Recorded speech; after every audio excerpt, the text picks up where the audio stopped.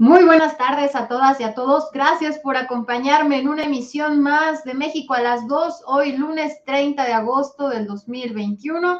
Gracias a los que nos ven a través de Facebook, a través de YouTube, del canal de Regeneración. Muchísimas gracias. Antes de que iniciemos, por favor, ayúdenme con su like o su reacción en Facebook. A través de Facebook me divierte, me entristece, me enamora, me gusta, me enoja, la que ustedes gusten, pero por favor ayúdenos también compartiendo. Y vaya lunes lleno de información, un lunes de regreso a clases presenciales después de más de un año de que nuestros niños, niñas y adolescentes estuvieron en confinamiento, estuvieron encerrados en sus casas, estuvieron tomando clases a través de la computadora, a través de su celular, de su tablet, clases virtuales, un poco más de un año donde los profesores pues también tuvieron que dejar las aulas y se vieron obligados a entrarle a esto de las nuevas tecnologías, estas herramientas que te da la web y bueno, pues no les quedó de otra. Y también a los padres de familia, muchos de ellos que hicieron home office y que además de sus trabajos, pues tuvieron ahí a sus hijos y tuvieron que estar al pendiente. Así que vamos a hablar del regreso a clases presenciales, que se da también en medio de una tercera ola de COVID con esta variante Delta. Ya salió Ricardo Anaya, se había quedado muy calladito desde que fue su primera audiencia la semana pasada, pero ya salió con un video donde critica que se regrese a clases presenciales. Ahí vemos a Ricardo Anaya. Ahorita les voy a mostrar el video que publicó. Y vamos a estar hablando de este tema con Laura Ceballos, analista y colaboradora de Celina MX, pero también, sin duda el tema, bueno, el regreso a clases presenciales. Pero hoy también es el Día Internacional de las Víctimas de Desaparición Forzada. Hoy fueron varios colectivos a manifestarse a las afueras de Palacio Nacional, en su mayoría mujeres, madres, hermanas, tías, abuelitas, buscando a su familiar, a su hijo, a su hija, a su sobrina desaparecida, a su sobrino desaparecido, a su hijo desaparecido. Ahí vemos las imágenes. Miren, hicieron pues formaron esta pregunta, esta también de exclamación: ¿dónde están? Más de 90,000 personas actualmente en nuestro país se encuentran desaparecidas. Entonces, entrevistamos ahí a algunas madres, es algo muy fuerte. Tuve pues la oportunidad de entrevistar a 3 mujeres. Híjole, se necesita hacer, ¿qué les digo? Se me hizo el corazón cachitos entrevistando a estas señoras que dicen: no sé dónde está mi hija, dónde está mi hijo, de repente salió, ya no regresó. Muchas de ellas acusan al crimen organizado, a la delincuencia, al narcotráfico, pero también muchas de ellas mencionan a las policías, los policías municipales, las policías estatales, y también otro tanto a algún familiar, a un novio, algún exnovio de sus hijas, de sus hijos. Un tema también muy fuerte y del que también vamos a estar hablando el día de hoy. Y bueno, ya para no alargarme más con esta introducción, quiero presentarles a mi querida Laura Ceballos, que es la segunda vez que engalana este espacio con su presencia y con su valioso análisis. Mi querida Lau, ¿cómo estás?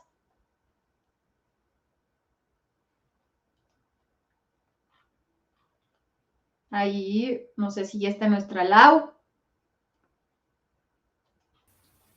Ya. Ahí está. Estaba escondida atrás del escenario. Y dije, ya me avisaron que aquí está, ¿dónde anda? Aquí estoy. ¿Cómo estás, preciosa? Pues muy bien, mi querida Lau, la verdad una mañana, una tarde ajetreada. Vengo así de que hasta apachurrándome el cabello para salir bien al aire. Pero bueno, pues ya. Pues comentaba, mi querida Lau, gracias por acompañarme antes que nada en esta próxima hora, próximos 45 minutos. Si te parece, empezamos a hablar de estos temas que tengo preparado para el día de hoy. Uno, el regreso a clases presenciales, que se lleva a cabo en un contexto pues de mucho ánimo, de mucha sentimiento, emoción, alegría, al menos así lo percibí, desde temprano que estoy ahí en el Zócalo de la Ciudad de México, me tocó ver algunas primarias, cómo se estaban preparando para recibir a los niños a las 8 de la mañana, cómo estaban las maestras con su cubrebocas, con sus caretas, con sus gel antibacteriales. También pues ahí poniendo varios señalamientos a las afueras de las escuelas para que no hubiera esta sana distancia, ¿no? De que los papás, cuando los papás fueran a entregar a los hijos. Pero también comentarios, venía escuchando el radio en la mañana, y no lo escucho, créanme que no, pero venía cambiándole a ver qué hay. Me tocó en 100.9, lo voy a decir tal cual, no me acuerdo qué locutores, bueno, hablando, deseando, así lo percibí, que los niños se contagiaran, siendo sarcástico, usando el doble sentido, ay, bueno, pues un feliz regreso a clases, pero bueno, no puede ser, ¿no? Que en medio de una pandemia el gobierno haya optado porque se regrese a clases, pero les deseamos la mejor de las suertes a nuestros niñas, niños, adolescentes. Y dije, ¿es en serio que hay gente que piensa así? ¿Cómo es posible? Porque me imagino, o sea, con tal de llevarle la contraria a Andrés Manuel, yo creo que hasta desean que les vaya mal a los niños, que haya contagios. ¿Tú cómo viste, mi querida Lau? ¿Cómo ves este regreso a clases presenciales? Hoy en la mañanera el presidente se enlaza ahí con algunos gobernadores, se les ve entusiastas a algunos, otros más ahí como de protocolo y lucirse, pero más allá de eso, nuestras niñas, niños, docentes, ¿qué tal ves este regreso a clases?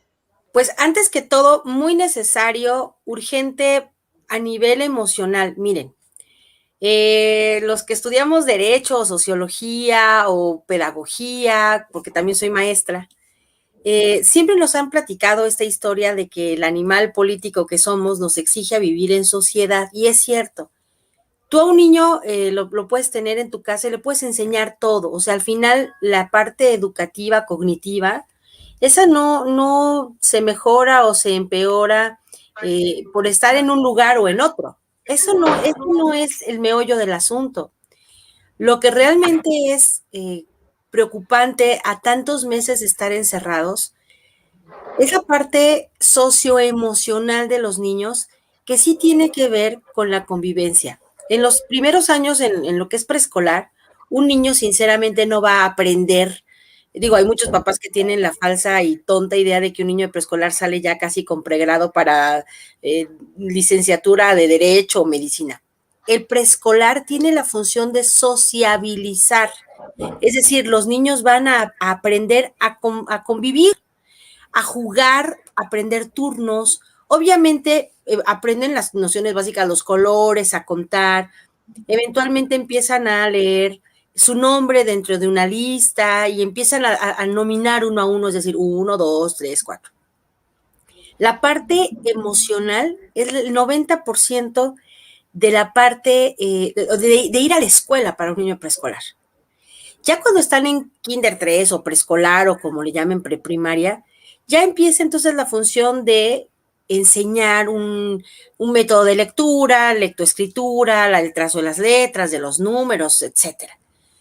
Pero la parte emocional afectiva, que es la que se forma en el preescolar, es imprescindible. Ahora, en primaria, ok, ya van a leer, ya van a escribir, ya eso ya lo saben, pero igual sigue siendo importante el contacto, porque la construcción del conocimiento de una persona no nada más viene de los libros, sino de el comparar lo que yo sé con lo que sabe mi compañero.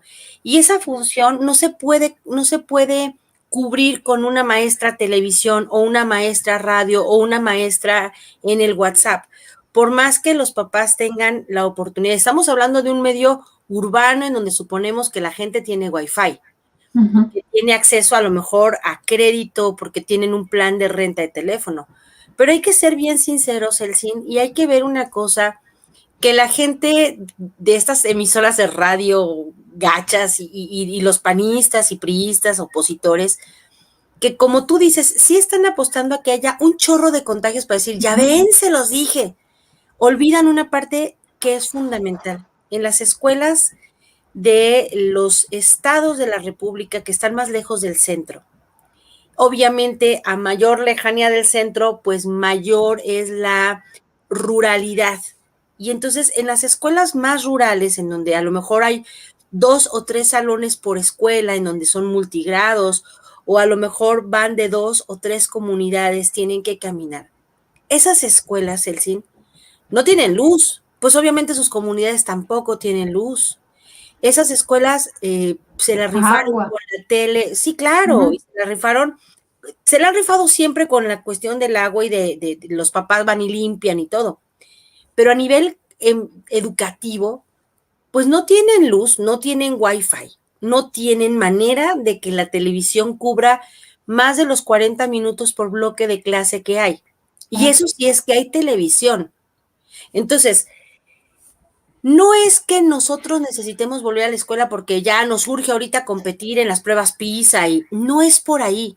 Es que la escuela es el lugar por excelencia de emparejamiento de los que a lo mejor tienen un poquitito más que tú, y no para que tengan menos, sino para los que están menos favorecidos vayan teniendo las herramientas para poder ir rebasando cada vez más un punterito de estos quintiles con los que se van midiendo la pobreza, la desigualdad, la ignorancia. Entonces, los niños que van a la escuela en estos medios más rurales, hay que saber que la escuela es el lugar en donde probablemente adquieran el mejor alimento de su día, porque les dan estos lechitas y una barra energética y una fruta, y probablemente es la única fuente de alimento más rica del día.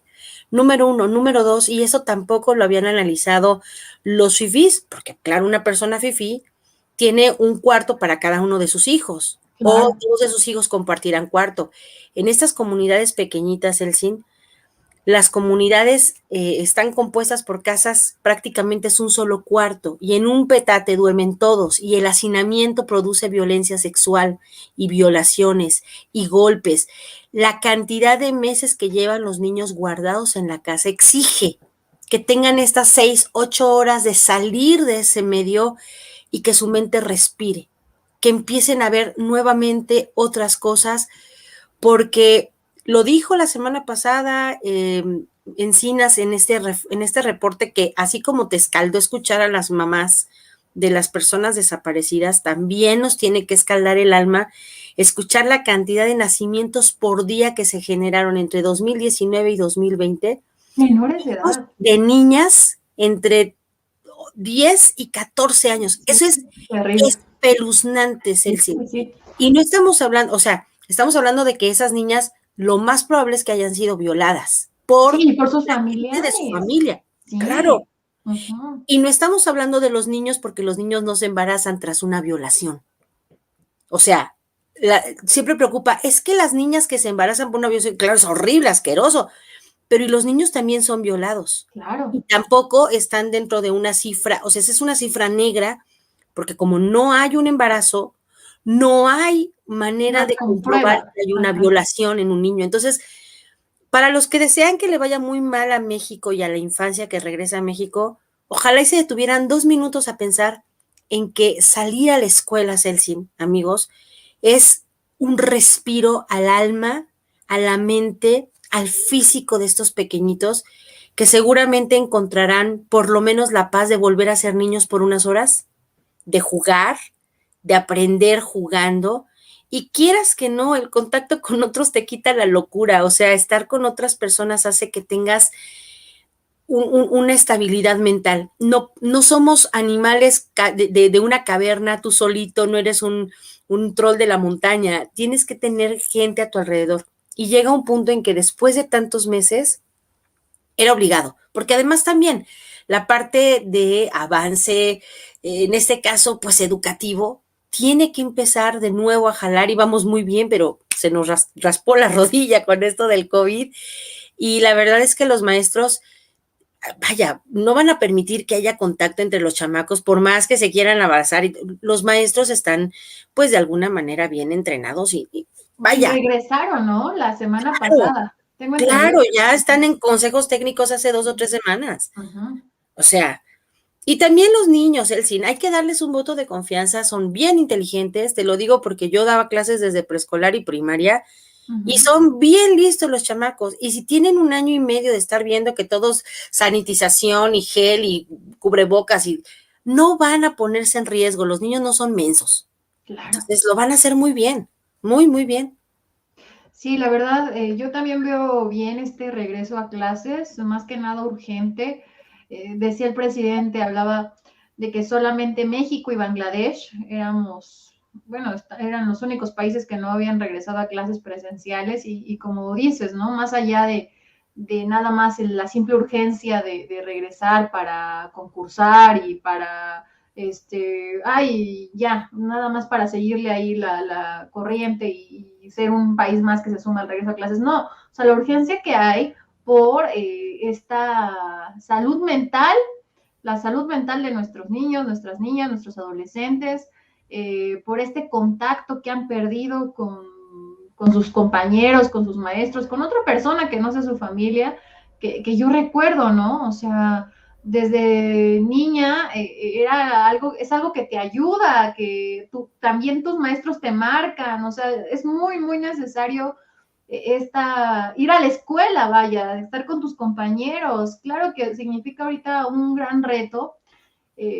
pues ahora con el cubrebocas, tengo mi mamá que es maestra y me decía, no podemos compartir alimentos, tenemos prohibido compartir alimentos con los niños, prestarles aunque sea una pluma, prohibidísimo, y además estar pendientes de que no se abracen, de que no se abracen, de que no estén ahí jugando a que, ay, te extrañé y te abrazo y que va a haber, porque al final, así como somos muy inteligentes, también de repente nos gana el, te extrañé, amigo, ¿no? Y se va a dar, y se van a dar contagios, mi querida Lau. O sea, eso es un hecho, se van a dar contagios.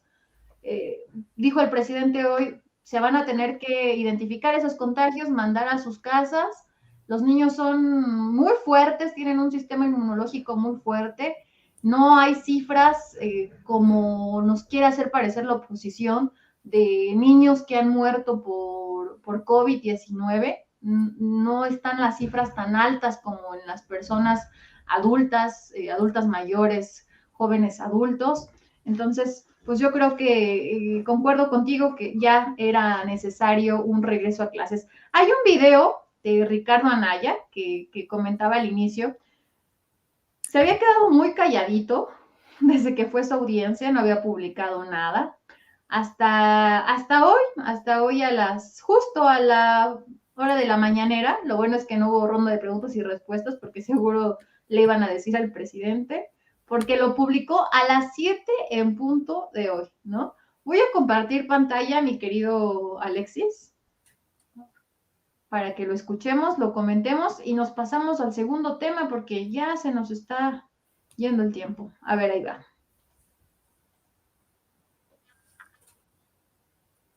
Ahí está.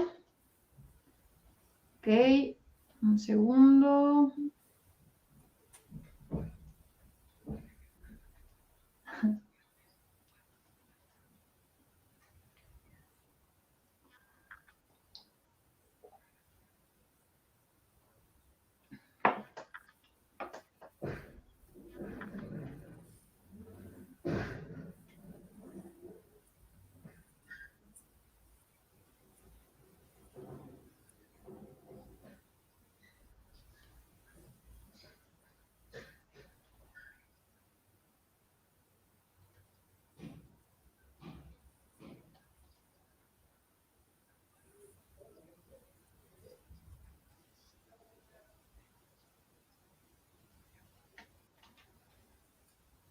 Cómo se han disparado.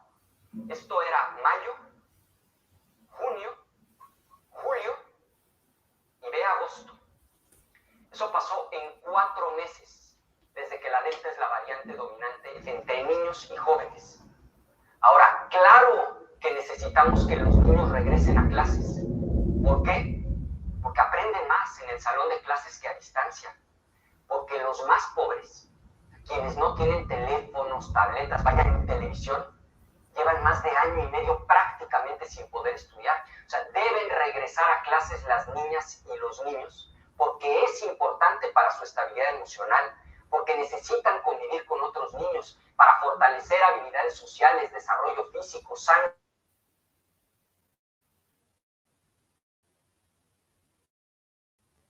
¿Cuál es el problema? El problema es que esta variante sí es más peligrosa y el gobierno incompetente que tenemos todo lo hace al aventón.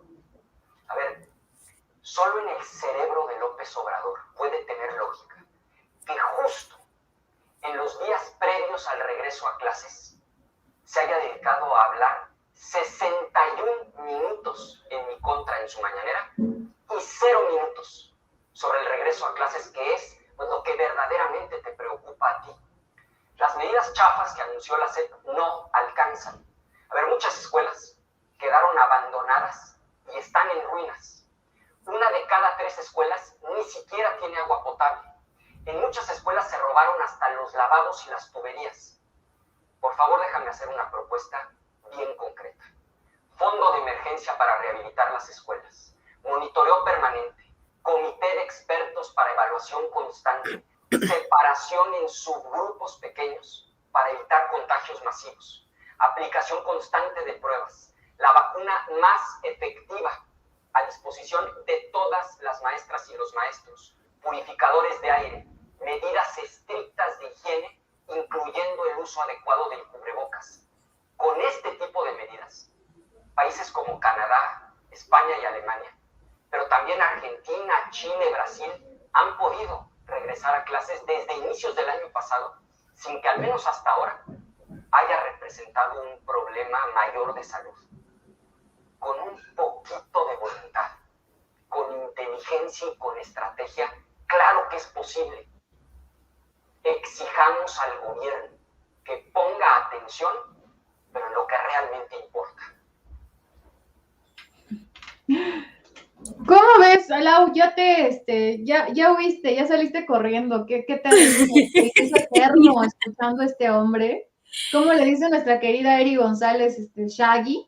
Que el Shaggy con su barbita de 4 días, ternurín. Es que con eso hace notar que está tan preocupado que olvida rasurarse. Mira, no le vamos a dar mucho porque la verdad es más importante el siguiente tema. Claro, sí, por supuesto. Pero a como dice GWW en el chat, pobre profuguín, cobardín, canallín, la verdad es que él cree que el presidente se detiene 61 minutos a hablar de él porque lo quiere estropear. No. A este sujeto se le olvida que esos 61 minutos apenas y es una respuesta a las preguntas que los reporteros hacen, número 1, y número 2, merecería hablar el doble y el triple, y no solamente en la mañanera, sino en todos los foros, para que la gente que aún tiene los oídos y los ojos tapados con sus verborreas articuladas siempre están tratando de descalificar a las obras del gobierno, que se enteren qué clase de sujeto es, ladrón, ampón, y falsifica firmas de notarios, sellos, vaya, una verdadera rata. Entonces, 61 minutos son poco, pero ojo, todas las disque recomendaciones que él hace las ha tomado en cuenta el presidente y no de ayer. En ningún momento, Celsin, y tú lo sabes, se dejó de dar el dinero. Las dotaciones que tenían ya predestinadas para lo de la escuela es nuestra, y los papás tienen semanas yendo a limpiar, a deshiervar, a pintar, a reparar las escuelas, por lo menos desde que se intentó regresar la primera vez, que era a finales de junio. Los papás están retomando y las escuelas están listas. Él, que como sus hijos están en una escuela en Atlanta, pues no se entera. Pero aquí en México las cosas estaban planeadas desde junio, es más, desde antes, porque ya estaban desde abril tratando de que todo fuera ya llegando a la normalidad, esperando este momento. Entonces, al hombre se le ocurre ver la mañanera 2 días y cree que ya con eso cubre todo. No, 61 minutos son pocos para él, dedicados para que la gente sepa. Pero la verdad, eso tienen como 4 meses planificándolo, así que no le creemos un minuto a este hombre. No, y además esas escuelas de las que habla, que se han quedado, que no tienen agua, que se han robado los lavabos, etcétera, pues así no las dejó el PAN.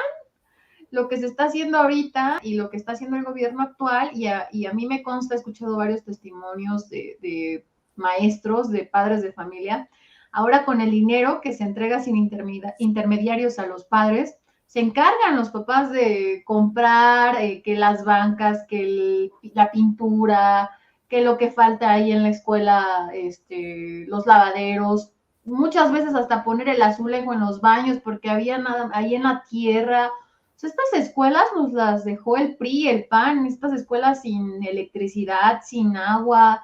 Habla de hacer un fondo especial para rehabilitar escuelas, como el Fonden, ¿no? Que se Todos son usaba fondos y para, fondos y fondos. nada más para que sigan ahí ellos robando. Pues vamos a seguir platicando esta semana, querida Lau, a ver si te animas a participar otro día sobre este tema del regreso a clases.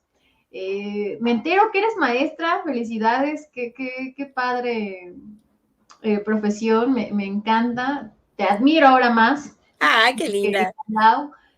Ya no estás dando clases ahorita, No, presente. es que, mira, te voy a platicar. Era yo Miss de preescolar y primaria, soy maestra, pero mi onda es el inglés. Era yo la Miss de una escuela particular y luego pusimos una escuelita, pero en eso me puse a estudiar derecho, entonces soy abogada y ahora lo que me dedico es al derecho electoral. Entonces, creo que por eso me gustan ambas cosas, porque la cosa es enseñar siempre, ¿no? Tratar de que la gente tenga más herramientas para su conocimiento. Entonces, la parte de la pedagogía y de la enseñanza que me encanta y que no la puedo evitar, la vuelco en los programas, porque entonces ahí es en donde encuentro yo que puedo compaginar el derecho con la parte de aprendizaje y me encanta esa onda. No, hombre, pues qué placer tenerte aquí entonces, una docente, y justo estaba buscando, necesito 3 maestras que se incorporen a esta plática, ya no me dio el tiempo, vengo también de una entrevista, vengo corriendo, pero después hay que hacer ahí una mesa con más docentes, con más maestras, Uy, tengo muchas maestros. amigas docentes del Twitter con las que hemos hecho programas bien padres, vas a ver, tú pregunta y verás. Bueno, estaría increíble. Oye, Milau, Uh-huh. pues vamos a pasarnos al segundo tema. Disculpen, el sonido de fondo es la lluvia, y está lloviendo Sí, por aquí acá también donde está estoy tronando. ahorita. Sí, caray. Pero bueno, pasémonos al segundo tema. Hoy también es el Día Internacional de las Víctimas de Desaparición Forzada. Fueron varios colectivos hoy a manifestarse a las afueras del Palacio Nacional. Tuve la oportunidad de entrevistar a algunas madres de familia, en su mayoría, como siempre, mujeres, y no es por hacer menos a los hombres, pero en la mayoría de estos grupos, tanto de desaparecidos, bueno, obviamente en los casos de feminicidio, siempre se ven más mujeres ahí protestando, manifestándose. Había hombres, sí, pero eran la minoría, eran muy pocos. Y qué terrible, ¿no? Este mal que también heredamos y que seguimos pagando las consecuencias de los gobiernos anteriores, en especial del PAN, que dejó 12 años de gobernar, pues desapariciones, hombres, mujeres, que los levantaron, los desaparecieron, no se sabe, en muchos casos, bueno, pues los asesinaron y son las madres las que buscan, las que están rastreando, buscando a sus hijos, en muchos casos sus restos, ahí escarbando en la tierra, y nos preguntamos, ¿dónde estamos parados? ¿No? Se habla de una cifra de más de 90,000 desaparecidos, que no se sabe su paradero, o sea, ya ni siquiera es, bueno, ya sé que murió mi hija, mi hijo, que me lo asesinaron, que me lo mataron, y son palabras muy fuertes, disculpen ustedes, pero aquí estamos hablando de que no saben dónde están, si están vivos, si están muertos, si están pasándola bien, si están pasándola mal, en dónde están, ¿no? Encontré estas 3 mujeres en una situación de desesperación, de decir, vengo aquí a pedirle al presidente, y en el chat recibía comentarios de, ay, ¿por qué no va con el gobernador de Veracruz? ¿Y por qué no va con el gobernador del Estado de México? ¿No? Depende de dónde fueran las señoras. Le digo, no hay que criticar, yo entiendo la desesperación de estas mujeres. Sí, les pregunto, oiga, ¿y ya le dio respuesta a la Fiscalía de su Estado? No, es que me traen pues, vuelta y vuelta, oiga, ¿y el gobernador? No, pues no, la verdad es que no se cuenta con ellos, no sé qué hacer, o sea, es una desesperación, una frustración de estas mujeres. No sé, Milau, ¿cómo ves este tema? Es bien fuerte, bien duro. son, te digo, las consecuencias todavía de gobiernos que pactaron con el narcotráfico, de jóvenes a los que no se les dio las oportunidades que necesitaban, que el gobierno prefirió gastar en otras cosas y que a lo mejor pues se les hizo fácil irse al crimen organizado. A veces no tienen opción porque amenazan a sus familias y de repente salen, desaparecen, muchas veces los levantan, se los llevan, los reclutan como sicarios. Me topo con 3 escenarios distintos, rápidamente te los platico. El primero, este que comentaba, de no les queda de otra jóvenes a mujeres y van en busca de dinero fácil, de dinero para sacar adelante a su familia y se meten al crimen organizado, ¿no? La otra, va el crimen organizado a sus casas y los levanta y a ver si no le entras, matamos a tu familia. Y la tercera, ¿no? Que me encuentro con casos de, a mi hija se la llevó el exnovio, a mi hija se la llevó un chico que la pretendía y de repente pues ya no sé nada de ella, ¿no? A mi hija se la llevó un familiar y no sé dónde la tiene, ¿no? Su tío, su papá, está desaparecida. ¿Qué piensas de esto, mi querida Lau? Fíjate que este sí es también uno de esos temas que uno no puede dejar de reconocer que son herencias muy, muy dolorosas. Mira, igual que este canallín, siempre salen los del PRI a decir, ya supérenlo, ya pasaron muchos años, no digan que si este es un sexenio nuevo, hagan su trabajo. A ver, la guerra sucia de los años 60, 70, catapultó la violencia en contra de la gente de una manera extraordinaria. Se cambiaron los papeles, los roles. El Estado dejó de ser el guardián de la seguridad de la gente para convertirse en el brazo armado de gobernadores, presidentes municipales, caciques del pueblo, obviamente presidentes, y lo mejor que podían hacer era o asesinar o desaparecer. O sea, para eso servía el ejército y no podemos decir que no es verdad. Lo vimos desde los años 60, los estudiantes de 1968 que fueron reprimidos y que hasta la fecha de Tlatelolco todavía no hay un número claro de verdaderamente cuántas personas desaparecieron. No hay certidumbre de quiénes de esos desaparecidos murieron en el momento y no se sabe dónde están los demás. Si nos vamos a esas instancias, Elsin, tenemos más de 50 años de deuda de desapariciones forzadas. 50 en años. donde, sí, en donde además el Estado, la policía, el ejército, era el artífice de esas desapariciones y de esas violaciones.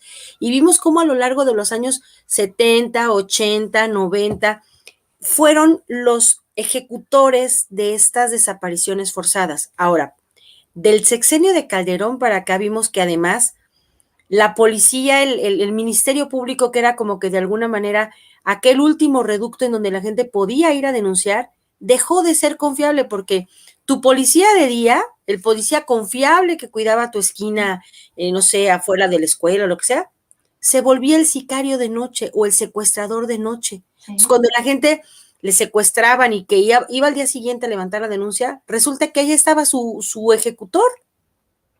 Dejó de haber años y años denuncias porque la gente sabía que si iban y denunciaban, no nada más el levantado corría el riesgo de que muriera, sino también toda la familia, porque entonces sabían perfecto dónde vivían, quiénes eran. O sea, esto que ahora los prianistas dicen, ay, pero ya pasó mucho tiempo, supérenlo. No es fácil de superarse, Elsin. Esos más de 90,000 personas que están desaparecidas, estamos hablando de personas que saben de su familiar porque salió y nunca volvió, pero hay miles de personas que salieron y que a lo mejor vivían en otro estado y que no tenían que avisarle a nadie porque, bueno, pues vivían solos. Y como dices, ¿a dónde están?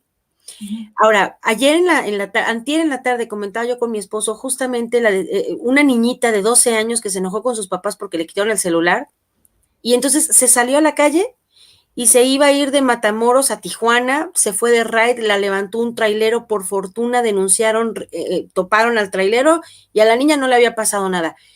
también hay que darnos cuenta que de repente los chavos, y no estoy acusando, no quiero que se satanice la idea ni a esta niña, pero a muchos chavos se les hace como muy de aventura fácil, ajá, huir de casa porque lo ven así como padre en las películas, y entonces tenemos una población infantil que sale de casa y que para colmo van los papás y denuncian en el Ministerio Público y nunca falta el policía torpe que, no, seguro se fue con el novio, espérese Ajá. 3 días. Es lo primero, ¿no? Que dice. Claro, para cuando quieren encontrarla, pues ya está fuera del país. Y hay mucha trata de blanca, mucha trata de mujeres jóvenes porque son carne de la prostitución, muchas que son utilizadas para transporte de drogas entre países. Entonces, híjole, el fenómeno está bien duro y la desaparición que duele más de todas es la que va teniendo tantos años de deuda. O sea, yo no estoy diciendo que qué bueno que desaparecieron ayer, no, ninguno. Pero saber que hay gente que desde 1968 está desaparecida, hay miles de personas en Guerrero, Celsin. Por ejemplo, los miembros de la Organización Campesina de la Sierra del Sur tienen muchísimas deudas de personas que no saben dónde están desaparecidas desde los años 60, desde la época de Lucio Cabañas, desde antes del 68. Entonces, es un problema bien añejo, bien complejo. Desgraciadamente no hay muchos avances porque este empantanamiento en las fiscalías estatales, pues obviamente no va a dejar que avancen a los pasos que quisieran. Y quisiera nada más hacer una notita aquí al pie. Adelante. La Secretaría de Gobernación en este sexenio, la primera parte que terminó el viernes pasado con la licenciada Olga, el jueves pasado, perdón, si bien no brilló como muchos hubiéramos querido porque no tuvo la estelaridad de otros sexenios en donde la Secretaría de Gobernación era el brazo ejecutor del presidente en donde quiera que estuviera, hay que reconocer una cosa muy, muy valiosa. Esta parte primera del sexenio se convirtió en una secretaría en donde los derechos humanos fueron lo que priva. O sea, no hay otra cosa que se le pueda agradecer más que el haber tenido a la secretaria Olga Sánchez Cordero, pero además al subsecretario Encinas, porque para tristeza nuestra no se ha avanzado tan rápido, vuelvo a lo mismo, pero sí hemos visto una voluntad del gobierno de no querer volver a reprimir, de no volver a lanzar a las calles a lo loco, al ejército, a las policías. Con la Guardia Nacional no ha habido, creo que en todo el sexenio lo que vamos, 2 casos en donde sobrepasaron algunas de sus funciones y en el momento no solo fueron cesados, sino procesados bajo la justicia militar. Entonces, esto nos da una muy buena esperanza de, en este sexenio, los excesos del poder no son la constante y si se puede reparar estas deudas que se tienen de años, el presidente lo ha estado trabajando muy, muy duramente con la secretaria Sánchez Cordero y ahora, bueno, pues esperemos que el reemplazo sea aún más, quizás a lo mejor lo veremos un poco más duro, más fuerte, ¿no? Sí, al final un hombre, ¿no? O sea, sí se va a ver la diferencia, ¿no? De haber tenido a una secretaria mujer y ahora a este gobernador de Tabasco, exgobernador de Tabasco, Adán Augusto, que por cierto hoy esperábamos verlo en la conferencia matutina, pero bueno, no se dio. Lau, regresando un poquito al tema, ¿qué piensas acerca de estos colectivos que las mismas mujeres familiares están haciendo para buscar pues sus restos, los restos de sus hijos? Ya obviamente está en ellos la esperanza de encontrarlos con vida, ¿no? En ellas, te digo, la mayoría de estos colectivos pues lo forman mujeres. Pero ya se enfocan más en ir a la sierra, en ir a los terrenos baldíos y de cavar y de buscar pues los restos, ¿no? Dicen, si no lo va a hacer el gobierno porque están, como dices, sobrepasados, hay mucho desde hace muchos años, pues nosotros lo vamos a hacer, ¿no? Y no se detienen, hay cada vez más colectivos. Recientemente salió allí un documental sobre las rastreadoras del fuerte de Sinaloa, de estas mujeres que desde el 2014 buscan a sus hijos a sus familiares y que con sus propios esfuerzos, su propio hasta dinero, y en este documental, de hecho, hasta se puede ver que los forenses, la policía federal, la policía municipal pasa, la policía estatal, y no les dice nada, ¿no? Así como, qué bueno, pues nos están ahí ayudando, ¿no? De alguna manera. ¿Cómo ves esta creación de estos colectivos? Yo creo que a pesar de que el gobierno diga, es nuestro trabajo, las madres lo van a seguir haciendo por ellas mismas, ¿no? Yo lo veo así, no sé tú cómo lo veas, es algo bien doloroso, pero también habla del amor de una madre. Digo, no soy todavía madre, espero algún día hacerlo, pero con mi mamá lo veo, ¿no? O sea, su amor es tan grande que yo sé que espero que no, pero si me llega a pasar algo, ella va a dar todo y va a hacer todo por buscarme, sin importarle que a lo mejor el gobierno le diga, oye, es mi trabajo, tú tranquila, yo lo hago, ¿no? O sea, las mamás salen y con sus propios esfuerzos buscan a sus hijos, a sus hijas, y no descansan, ¿no? Y me decía una señora, la pandemia no nos ha detenido. El COVID no nos ha detenido, no nos importa. Muchos del colectivo se contagiaron de COVID, unas murieron, pero eso no nos va a detener. Nada nos va a detener hasta encontrarlos. Es que mira, al final de cuentas lo estás diciendo perfecto, las mamás por sus hijos hacemos Todo. todo. O sea, puedes estar grave de enfermedad, fiebre, lo que sea, pero si tu hijo necesita, te sobrepones, te levantas y atiendes al hijo porque el hijo necesita. Y no es una cuestión machista, no, es que es tu naturaleza, tu genética, tu ADN de la parte, y lo ves en una osa, en una perra, en una pájara, en una ballena, no importa si son de huevo o son mamíferos, una madre va a cuidar de su bebé, de su cachorro, todo el tiempo que sea necesario. Y en el caso de una mamá que de pronto salió su hijo o su hija o las abuelitas, que también hay muchas abuelitas que se quedan al cargo de los hijos de los nietos, porque los hijos han ido a otro país a trabajar y que están en una condición también muy dura, salen y esperan que regresen sus cachorros y resulta que sus cachorros no regresan nunca. Entonces, esta deuda, y claro, yo no quisiera estar un minuto en los pies de una mujer que ha perdido el rastro de su hijo o de un familiar, porque incluso también hay muchos que esperan al esposo, o al papá, los hijos esperan al papá o a la mamá. Y estas personas que saben que no se fueron por cigarros, sino que algo pasó que evita su regreso, y por supuesto que no hay descanso, o sea, dormir no te funciona si no dejas de pensar en dónde estará, tendrá que comer, se sentirá mal, le darán medicinas, estará sufriendo, será prostituta, lo estarán forzando a que haga cosas terribles, o sea, tu mente no deja de trabajar en esa misma idea.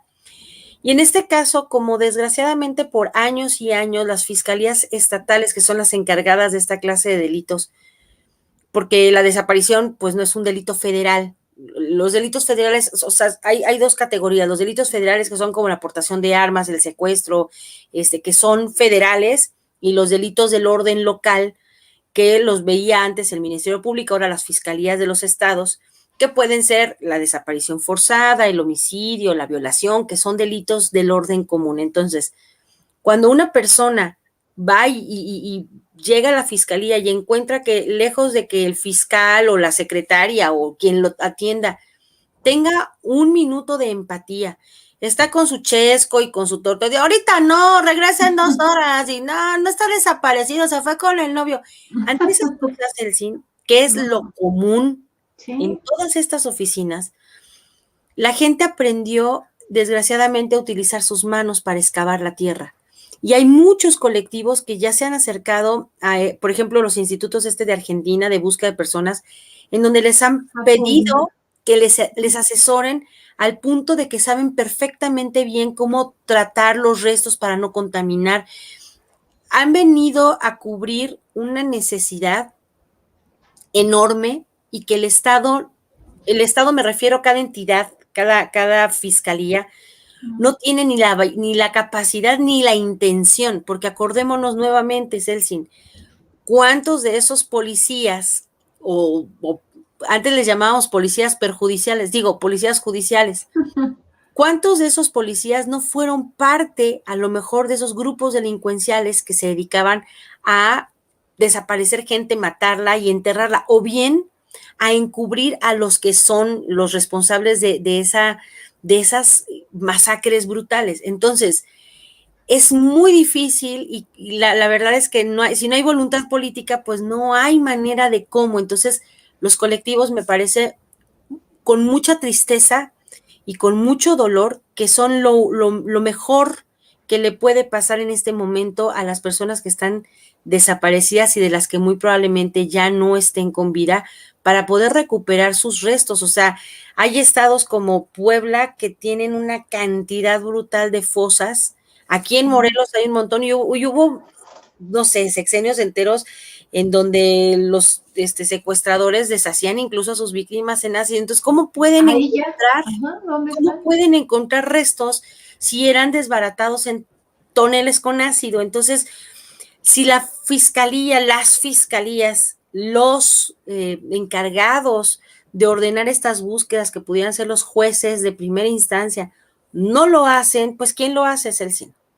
Pues las madres, las abuelitas, los hijos, porque al final, aunque no es lo que están esperando encontrar, porque siempre tienes la esperanza de encontrarlos vivos, volverlos a abrazar, saben que con encontrar los restos, por lo menos tendrán la oportunidad de dar un cierre al ciclo de esa vida que de pronto dejó de estar entre nosotros porque se lo prohibieron. Entonces, sí, el trabajo de estos colectivos es imprescindible en este punto, pero sí urge también el acompañamiento de las fiscalías locales, porque ellas son las encargadas entonces de procesar todo o sea, ya encontraron, pero ahora viene el proceso de identificación y todo, y además después emitir pues toda la documentación que haga entrega de regreso esos restos a su familia. Entonces, sin ese acompañamiento, Jalisco está rebasado no sé cuántos contenedores todavía con personas congeladas tienen, porque no de Guanajuato. Entonces, un dolor. Espero que estas sean de las últimas conmemoraciones. Esperemos empezar a ver justicia, una conmemoración dura y triste, porque nadie debe ser arrancado de su seno familiar bajo ninguna circunstancia. Es una cosa horrible. Entonces, porque además las razones son tantas y siempre con la sospecha de estar bien. Entonces, esperemos que nunca más desaparezca una sola persona, y menos que sea una desaparición pues que provenga de entes, de personas que pertenezcan al Estado, ¿no? Qué fuerte, y son las que desgraciadamente se dan más, ¿no? Es la misma policía, el mismo ejército que está encargado de darte seguridad, de brindarte, que te puedes acercar a ellos, ¿no? A lo mejor, pues tengo miedo, me está persiguiendo a alguien, me acerco a un policía y ya no sabes, ¿no? Y es el mismo policía el que te levanta, el que abusa de ti, el mismo militar, y no digo todos, porque de repente se me vienen encima con que no, hables en general, no todos, no todos, pero pues todos estos años de experiencia nos han dicho lo contrario, ¿no? No se puede confiar en nuestra policía, desgraciadamente, falta mucho trabajo. No sé tú cómo veas, Lau, ya para cerrar tu conclusión, faltan esfuerzos por parte de este gobierno para, ¿qué falta? ¿Qué falta para que se pueda, pues de alguna manera avanzar con el encontrar a los desaparecidos, como dices, capacitar a las fiscalías, las mujeres, las madres están dispuestas a ellas entrarle, y yo creo que si dice el gobierno, a ver, vamos a poner a un grupo de especialistas forenses a capacitar a las madres de familia que se van a sumar a esta comunidad de búsqueda, estos colectivos de búsqueda, adelante. Yo creo que las madres encantadas, ¿no? ¿Qué hace falta, Lau? Fíjate que Yo creo que a nivel de arriba hacia abajo de lo federal, la propuesta de que Alejandro Encinas esté tratando todo esta, la parte de derechos humanos me parece muy adecuada. Yo quisiera ver que los esfuerzos fueran iguales de los gobiernos estatales. Tú lo dijiste bien muy al principio del programa. La gente de los estados está tan desesperada por una respuesta que si falta agua en tu colonia, si falta luz, si falta, tú vas y se lo dices al presidente porque el baboso que tienes de presidente municipal o el menso que tienes de gobernador no lo está haciendo. Esa es la desesperación de la gente. Sí sabemos que el presidente de arriba hacia abajo está haciendo lo posible y tiene la fiscalía, la parte de apertura para proseguir todos estos juicios, venga. Y la parte de derechos humanos en la Secretaría de Gobernación, igual. Entonces yo quisiera ver que la gente verdaderamente, es que es difícil pedir que la gente haga más, pero entre más exijamos nosotros a nuestras autoridades estatales a que cumplan y que sean obviamente congruentes con lo que propone el gobierno, vamos a empezar a ver mejores resultados. El resultado tiene que venir de las fiscalías estatales, de cada estado, de cada ciudad. Aquí en Cuernavaca, por ejemplo, pues yo voy a la Procuraduría, porque así le seguimos diciendo, la PROCU, la PGR, de aquí de Cuernavaca, que no es Procuraduría de la República, es la Fiscalía Estatal, para que me atiendan a mí en lo local. Y ese fiscal me tiene que dar resultados. Yo lo tengo que estar enchinchando y enchinchando a ese fiscal. Es el fiscal de Cuernavaca. Y luego, obviamente, salto a la instancia siguiente, que es el Estado. Entonces, yo creo que duramos tantos años perdidos sin que nadie nos hiciera caso, sin que nadie nos escuchara, que de pronto buscamos que ahora que el presidente, que es tan abierto, nos resuelva todo. Obviamente no todo es competencia federal. Entonces yo creo que lo que falta justamente es nosotros seguir exigiendo y exigiendo, y así como hacen estas manifestaciones afuera de Palacio Nacional, hacerlo también afuera de nuestros congresos, afuera de las fiscalías. Dice José Luis Treviso que su sobrino está desaparecido, que su hermana pertenece al grupo de las buscadoras en Sonora. Estos colectivos tan poderosos en cada estado, yo creo que sí. Más ruido. Claro, si nos dicen en las redes sociales, oigan, ayúdenme a difundir, por supuesto, o sea, yo aquí en Cuernavaca, pues yo puedo ayudar a difundir a la gente de Cuernavaca lo que va a hacer para que se empiece a organizar cada vez más la gente. Entre más exigencia social haya, más manifestación. Ok, el COVID nos ha impedido muchas cosas, pero nos ha fortalecido en otras, y el uso de las redes es una de ellas. Exigir en redes, exigir en lo físico, porque todo esto tiene que venir directamente de adentro, o sea, de lo municipal, luego lo estatal y por último lo federal. Y creo que ahí es donde todo el trabajo tiene que estar enfocado. Y digo, sería ideal, ¿sabes qué? Estaría padrísimo que de pronto en las fiscalías llegara la escoba esta del presidente y barriera a todos los que están ahí desde hace mucho tiempo y entraran verdaderamente personas comprometidas como las madres buscadoras. Ellas no permitirían la dilación de un caso ni una hora. Estarían actuando a la voz de ella. Esa clase de gente que tiene una experiencia en el sufrimiento, en la motivación de buscar, no permitiría que hubiera un solo desaparecido más. Pero estos policías displicentes de vengan 5 días porque seguro se fue con el novio, esos tendríamos que estar exigiendo su remoción, porque son los que impiden que la justicia avance en la velocidad y de la manera que tiene que hacerse. Así es, mira, y ya, mira, hoy lo mencionó el presidente, ¿no? O sea, en Guanajuato, en el caso de Guanajuato, el fiscal que tienen, Carlos Samarripa, que lleva ya casi 10 años ahí como fiscal de Guanajuato, por supuesto protegido por Diego Sinué, el actual gobernador, y protegido por otras organizaciones, ¿no? Criminales. O sea, ahí en Guanajuato esta violencia extrema que se vive, esta desaparición forzada, justo de este señor, Samarripa, que nada más está viendo por sus intereses, está llenando los bolsillos de dinero, que Guanajuato es una entidad que gasta muchísimo dinero en seguridad, fíjate que es lo más chistoso, porque pues en cámaras, lo último en tecnología, la última tecnología para identificar cuerpos, Bueno, y es una entidad pues con el mayor número de homicidios, al menos así lo volvió a decir hoy el presidente, que preocupa. Y ya, Lau, por último, estoy aquí compartiendo una pantalla, estábamos hablando justo del Día Internacional de las Víctimas de Desapariciones Forzadas, y el presidente publica un tuit que dice así: hoy que se conmemora el Día Internacional de las Víctimas de Desapariciones Forzadas, nos reunimos con familiares y sobrevivientes de la Guerra Sucia. Llegamos al acuerdo de crear una comisión presidencial de verdad, justicia, reparación, memoria y no repetición. Y comparte una foto, ahí está Alejandro Encinas, el subsecretario de Derechos Humanos, algunas madres, te digo, miren, su mayoría mujeres. Ahí vemos a Dan Augusto, ya el nuevo secretario de Gobernación, que ya está ahí al lado de estas mujeres. Estará interesante a ver mañana qué dice el presidente al respecto, pero bueno, pues el presidente está haciendo el trabajo que tendrían que hacer los gobernadores de cada estado, reunirse así.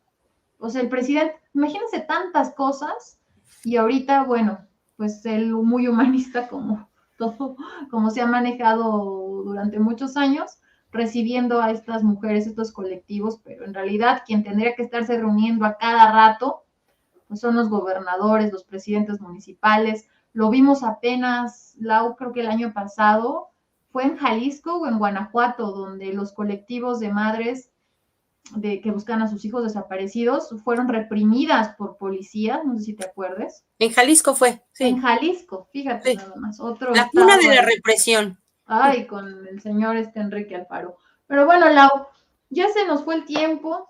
Te agradezco muchísimo. Gracias por tu valioso análisis, por tu participación tan linda, gracias de verdad. Mi Lau, dime cómo te podemos encontrar, dónde te seguimos. Pues aquí en el Twitter, que es mi ring favorito, siempre lo digo, soy @CeballosLaura, Ceballos como mi apellido, todo con letras minúsculas y juntito. Y estoy en Sin Línea MX todos los días de las 11 a las 12:45, 12:50, presentando diferentes mesas de análisis pueden ser, no sé, arte, puede ser política, puede ser acciones afirmativas. Generalmente hablamos de temas que tienen que ver con la cuarta transformación. Y pues ahí estoy en Sin Línea MX todos los días de las 11 a las 12 y cachito, los miércoles de 4 a 5 y los jueves de 9 a 10 de la noche previo al noticiero, y también en las cápsulas de Sin Línea MX, por supuesto. No, bueno, Lau está con todo en el canal de Sin Línea MX y veo que va creciendo ahí tu audiencia, Lau, tus seguidores. Muchas felicidades y qué gusto y honor tenerte aquí. Te mando un besote. Gracias por tu tiempo. Al contrario, gracias, y siempre un honor para mí pues que me convides a estas mesas de análisis de regeneración, que al fin somos Sin Línea Team las dos. Así es, y ojalá que a ver si se anima nuestra querida Eri. Bueno, hoy no pudo por no cuestiones pudo, personales, sí. Pero estaría padre una mesa entre las tres, y si invitas a tus amigas docentes, bueno. Tú me dices cuándo, sí. Porque fíjate que no sabes, tengo amigas que dan desde preescolar, primaria, educación especial, CCHs. No, tú pregunta y yo te paso ahí contactos. Vale, muchas gracias, Milau. Te mando un abrazo. Bye. Ahí estuvo con nosotros Laura Ceballos, analista y colaboradora.